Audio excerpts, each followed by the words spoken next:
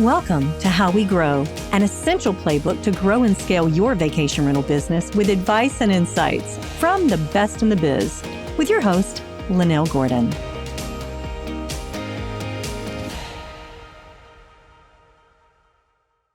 Welcome to How We Grow, the vacation rental show, where we interview experts on the podcast who are going to give advice to property managers and those in vacation rentals who are looking to grow their business. I'm really excited today to have Annie Holcombe with me. She is an expert in the industry. She's had experience from all different angles. Annie has worked for Expedia. She's worked for Lexicon Travel. She's been on the advisory board for Wednesday. Those are just some of the pieces. But right now, she is the director of business development for the U.S. and Canada for Marriott Homes and Villas. So thank you so much, Annie, for offering to come when you were asked. Thank you so much. So tell me a little bit about your experience. I mean, there's so much that you've done. What's been your favorite part of vacation rentals? The short-term rental industry. What's your favorite thing that you've done so far? I think every step of the way was my favorite at the time. But each part of it has made me more in tune with the industry. It's given me more depth of understanding of all facets of the industry. So just a little bit about my background. I started at a hotel front desk. And I actually was in hotels. I did hotel sales, group sales for several years. I actually, funny enough, full circle moment, had worked for a Marriott resort in Panama City Beach for a while and did group sales for them. So I knew kind of the Marriott way and culture to some degree. Got hired from there and went to a company who at the time had the largest resort in the Panhandle, and they wanted to tear it down, build condominiums. And so that was kind of like when the Panhandle started to go into its vacation rental mode.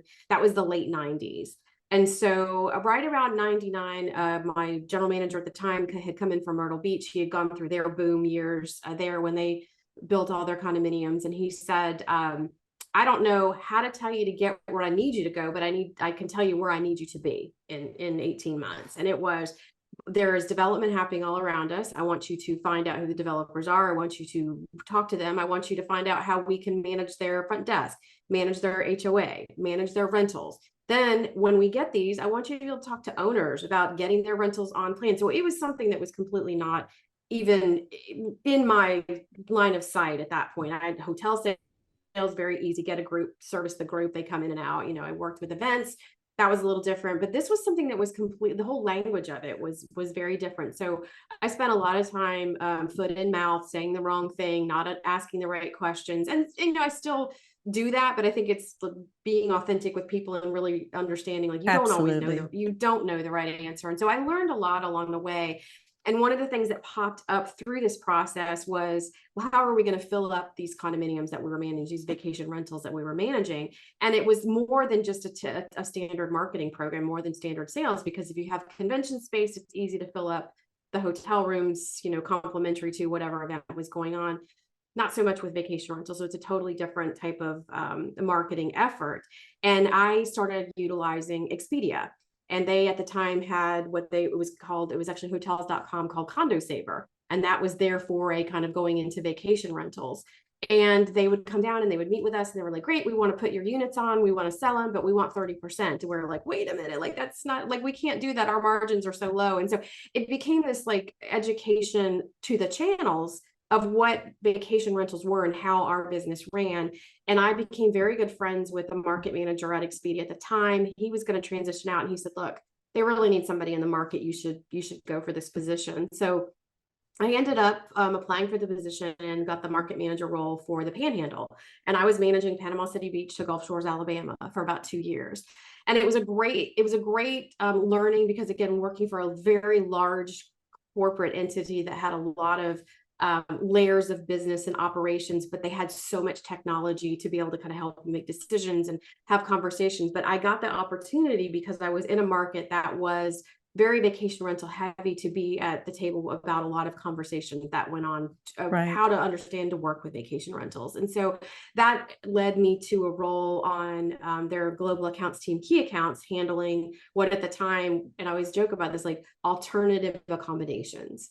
And to me, vacation rentals were never alternative. Growing up in Virginia, we went to the Outer Banks. My parents rented the same house every year growing up. We always Right. stayed in a vacation rental. Now, if we traveled, I was traveled for gymnastics. And when I was younger, we stayed in hotels, quick weekend trips. So it depended on the trip. So I knew this existed. And it was just a conversation with this big travel entity that people were booking, billions of dollars of travel on. It's like, how do vacation rentals become part of this? And, Right. it was a really great education for me. I think it was a great education I had a couple of counterparts in various areas, vacation rental markets, Myrtle Beach being one, ski areas out west in Colorado, similar. And we were just trying to say, like, we've got these people, they want to work with us, but our platform really doesn't function the way it needs to function to serve up the style of the accommodation, to give all the depth of the description that needed to happen. Because again, let's face it, it's not a hotel room, it's multiple rooms in a building. Right. And everyone is different. Every Everyone single is one is different. different. Yeah. So the amenities have to change, et cetera. Yeah. Absolutely. So it was really great. So again, when I was at Expedia, that was like the best time. That was really great. And then I left Expedia after a little after 4 years and went to a channel manager, and I've worked in channel management since 2016 until recently. And so that was great because I learned more of the technology that powered the connection between property management systems and the channels, and understood a lot more about the distribution flow and learned about all the channels that were out there. So we were working with, booking.com and Expedia and VRBO and Airbnb and like just all the ones that were out there. And fortunately for me at Lexicon, we decided that we had a lot of clients that really wanted to go on the Homes and Villas platform. So I started working with the Homes and Villas team and got to learn a lot about them. So when this opportunity came to me initially, I thought, well, probably bigger than what I could do. But then I looked at it and said, okay, this is everything that I've been preparing for. So now this is my new favorite role. So every role has been my favorite, but this is my favorite so far because it is sort of a amalgamation of all the things that I've done along the way.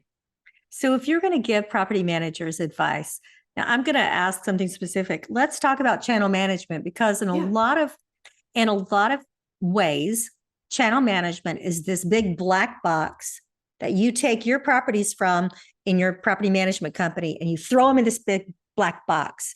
And a lot of times you don't have control over the pricing. A lot of times, you have to check the pricing for everything and it's not exactly correct. You throw it there and you don't know if it's going to rent, if the description is going to be there, or if it's literally going to rent through them, or if it's going to be directly booked back to you. How do you choose what you need as far as distribution channels? So if I were like wearing like a consulting hat, and I did that for people, the first question is, what is your goal? Like, what are you looking to gain? Grow my rentals. So I want to grow my rentals. So that's the way I'm going to do it, through channel distribution. Okay, how do I do it? I think you have to do your due diligence and you have to ask the right questions. And there's a gentleman in our industry that is, he's just someone who he has a passion for researching and asking all these questions. Is Terry White with Anna Maria Island Vacations. And he has done an exhaustive search of all these pieces and parts of the technology ecosystem. And I think that he drove home the point when I've talked to him over the years that you really owe it to yourself to understand exactly what it is. Again, growing your rentals. What does that mean? Is it really more revenue? Is it because you want to have steady revenue and you want to be able to grow more actual rentals on your rental plan? So working with owners, it really is all about that. Do you have a good distribution plan for your direct business and you're just trying to supplement that with other channels? There are people that, again, they don't have the marketing budget. So using the channels is a great way to complement what they are doing from their operational standpoint. Using, again, a lot of people will say they've become beholden to Airbnb because it was very easy to get it out there and they're getting volume and it's a low cost of distribution. So they kind of got complacent about it and said, oh, I'm not realizing that 70% of my business is going through there. So again, there's a lot of parts of the conversation that I always try to tell people to say, like, before you dive in, really think about what it is. Do you want to have 90% of your business coming through someone else? That's okay. Like, I mean, if it makes sense for you and you don't have the operational bandwidth or the marketing dollars to take care of a direct business, distribution makes really good sense. But I think people have to be thoughtful. Now, as far as channel management goes, there are more abilities to get to channels than there have ever been, because so many of the property management systems are dipping their toe into this space. Absolutely. And it makes perfect sense for them to do that. I think from selfishly, the one thing that I loved about Lexicon is that we didn't want to work with everybody for the sake of working with everybody. We wanted to work with people that wanted to have a strategy. They wanted assistance. They wanted to know which channel was the right one for the right time at the right price. And because there are channels that are really great for big homes, and they're maybe not so good for condominiums and vice versa. So you really have to think about what your inventory is, what your market is, and what those channel metrics are for you to make good decisions. And I think, unfortunately, the last couple of years, people have been able to just throw their inventory out there and they're just getting bookings. And now we're starting to see where they're panicking because they're like, they didn't have to do any work. Now they're having to really sit back and go, okay, does this channel make sense for me? Can I sustain this? Do I need more? And so you need to be just aware of what your market conditions are and really understand that, and not necessarily be falling prey to somebody in Tennessee that's telling you, well, for South Florida, this is what you need to do. The boots on the ground person and who knows that market is really going to know better who's coming in, where they're coming from. So there's a lot of things at play, but I would say it's just really about knowing where you want to go. Then you can figure out how to get there by asking questions. And I think one of the things that I just want to caution everybody, I have friends, personal friends, Myrtle Beach, who built their whole business on a channel. That's how they built their business. They didn't do any marketing. It all came through there. Right. But I just want to caution you that there are pieces of information, because at a point you're going to get, you're at the point where you get to where you grow, where you want to market to your own people. They're not your people. You always you don't have all the data you might need, like an email address or different contact information. So make sure if you're doing channel management, no matter what kind of channel management, you are capturing the data of the guest that's coming to see you. Absolutely. Right? Very, very important. And channels are there to supplement your direct strategy. But I think very often people forget that they need a direct strategy because they're having great success on the channels and they just forget. And all of a sudden it goes from, you had, 10% of your bookings coming through the channel to, again, 60, 70, 80% of your channels coming through bookings coming through a channel. And how do you wean yourself off of that? It's very difficult. Yeah, exactly. And they do become dependent upon the channels. And then they're like, I don't know how to do it directly. And I've seen people sell their businesses because they truly couldn't grow after that. They couldn't figure out what to do. Yeah. So just capture that data is the advice I would give. And I think that I agree with you 100%. Have your strategy and capture your data. Yeah. So tell me a little bit about if you were going to give advice to property managers, someone that's just starting out, what's the best piece of advice you would give to them? Here's the one thing you need to really think about if you want to grow. Find a mentor. Find somebody who's either in your market or in a market that maybe you visited because again, somewhere along the line, something sparked this in you that you wanted to do, whether it be an experience you had or maybe a wild idea. There's something that made this come to, you wanted to do it and you're really putting your feet on the ground to do it. Having a mentor and having somebody that you could bounce ideas off is really important. And don't be afraid to talk to the people in your market, because yes, they're competitors, but they're your best gauge of what is possible. And also I think that they will help you. This is a really giving industry. Vacation rentals is unlike anything that I've ever worked in. I mean, hotels are great. And yes, it's the core of it is hospitality. But I think the one thing that everybody in vacation rentals will say is that the people are very giving and very open with their knowledge and their time. And they'll help each other out. They're going to be competitive. There's no doubt about that, but they're friendly competitors. And so I think that having somebody in your market that you can sit down with and say, like, okay, what are the things that you did wrong? What are the things that you do right? And learn from that. And I feel like people sometimes just forget that there's a person literally sitting right next door to them that is just a wealth of information. It's kind of like, they say, make sure you talk to your elders so you don't make the same mistakes. They're wanting to share their experiences. There's people in the industry that want to share that too, because they struggled, and the ones that have been in the business, especially the ones that were, made it through COVID, they had a lot of learnings and a lot of lessons, and they are very open to share that. Yeah. So mentoring is huge for me. Believe it or not, that's a very common answer to that question. That's because it's so important. So I think that's a great answer. Built by property managers for property managers. Streamline is a powerful software that gives managers enterprise-level capabilities to drive more revenue and improve operational efficiency. Migrating to Streamline allows property managers to gain functionality while reducing the need for multiple vendors, improving flow by logging into a single system and reducing redundant technology costs. With Streamline, property managers achieve revenue lifts by leveraging our fully fledged communication center, reservations quoting system, revenue management tools, homeowner acquisition CRM, and powerful direct OTA connections. Streamline also has industry-leading trust accounting and report capabilities to give you clarity in an overall company performance.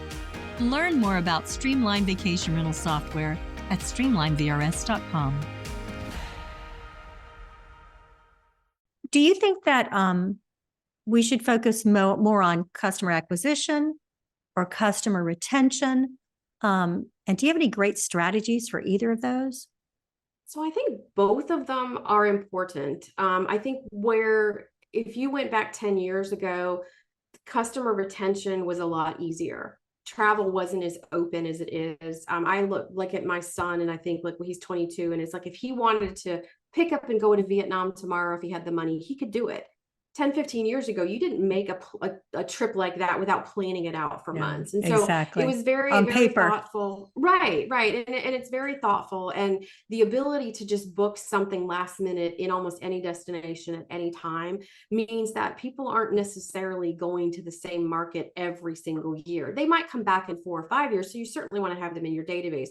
But I think your customer acquisition is as important, if not more important these days than it's ever been, because there are so many options out there. And let's face it, I mean, there have been people that, never had a unit on rental and all of a sudden felt like, well, they could make a fortune because the vacation rentals are able to charge double what they were charging 2 years ago. So everybody's gotten into it. So the increase, I looked at the Panama City Beach area had a 25, almost 30% growth in inventory last year.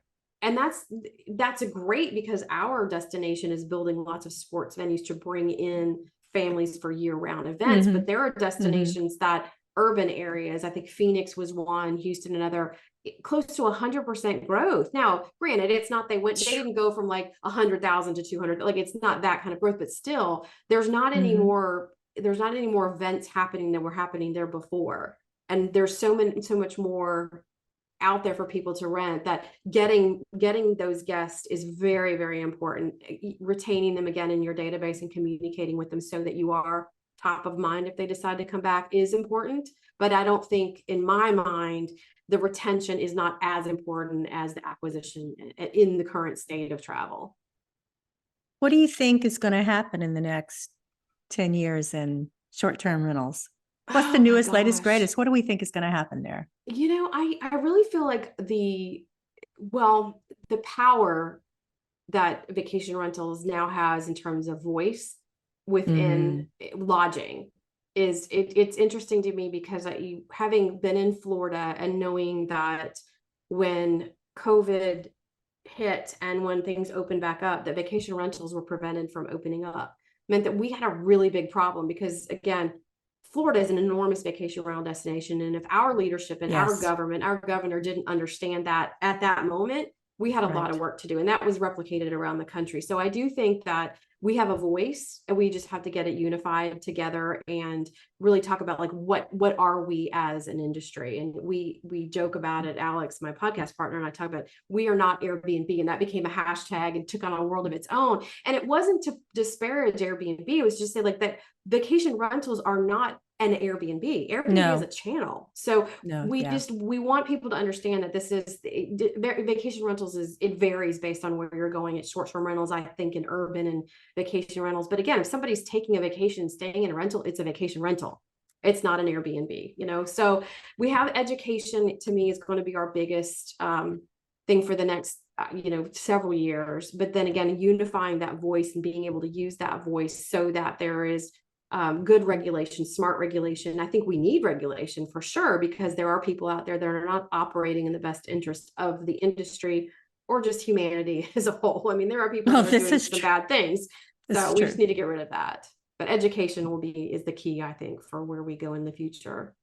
How does 2023 look as far as vacation rentals? How are we looking this year? Everything is interesting. We were talking to some people from a revenue company yesterday, and they were seeing what we were seeing kind of the end of last year, is that prices were too high last year because everybody was kind of drunk on what they happened in 21 and thought they were going to get the same prices. So they started to pull them back.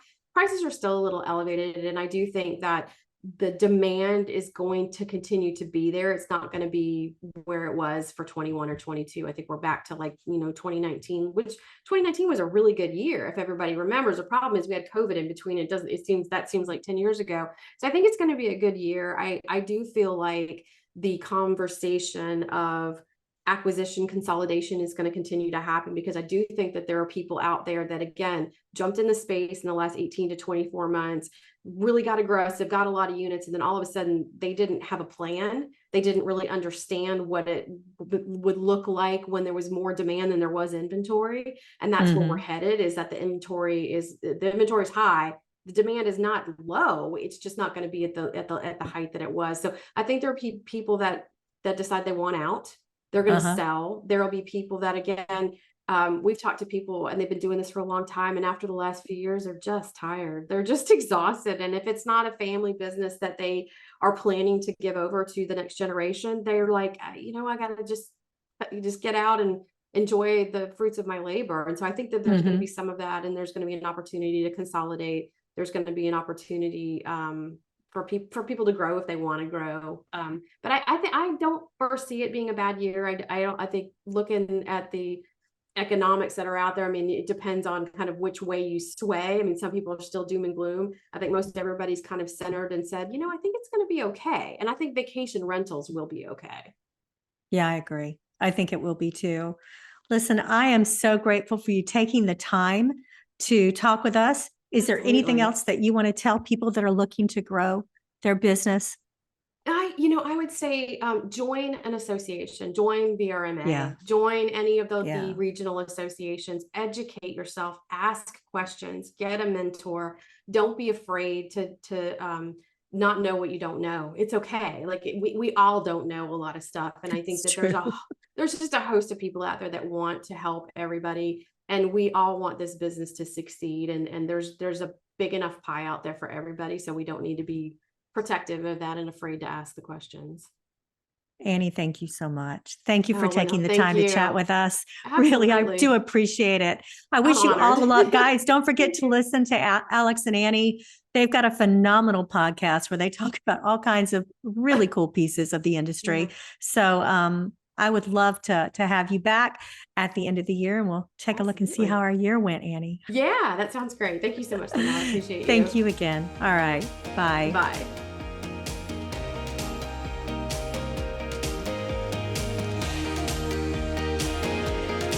This episode of How We Grow is brought to you by Streamline. To find out more about how Streamline can help grow your vacation rental business, visit streamlinevrs.com.